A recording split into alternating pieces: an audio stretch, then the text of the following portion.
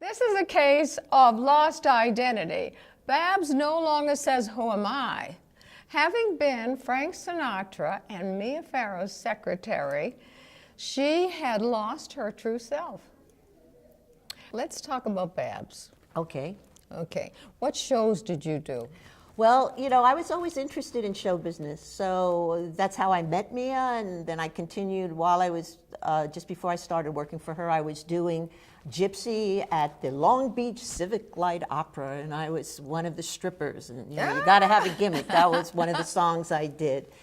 And then after that, when I was working for her, my purse and my cat were in Rosemary's Baby, but I wasn't. I got to do a television show called Goodbye Raggedy Ann. And then once I stopped working for her, I was in the Bobby Sherman show. I was in The Odd Couple. I did a Chevron commercial, lots of commercials. And I also did some more little theater. When did you say, "What about me"? I mean, I'm always working for somebody else. What about me? Well, that was just about the 70s, when I kind of decided I could have stayed in London when she was married to Andre. And at that point, she had 2 kids, and I think at least 1 or 2 adopted kids. But Andre did not, and actually she wrote about me in her book about the fact that Andre really didn't want her to have like a secretary. He wanted her to just be his wife and not have somebody around like that. Nowadays, it's the culture is different, but in those days. Yeah. So my choice was to stay in London and never get another tuna fish sandwich, or go home and start being myself and work on my career. And the first thing I did when I got off the plane was to get a tuna fish sandwich, because it was really hard to get a good tuna sandwich in London in the 60s. Okay, so what next for Babs? Well, next is I should be retired, but I'm still trying to keep myself active. Instead of doing, word games, I'm still working. I do walking tours. I do it downtown and on the Strip.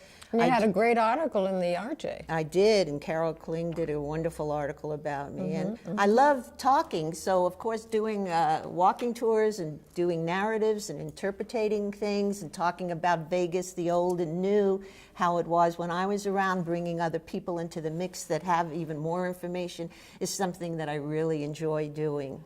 Bab Daitch, what would you like people to do if they want to get in touch with you? How would they do that? Well, the best way is to look on the web under our business. Am I allowed to say it? Yes, sure. Okay.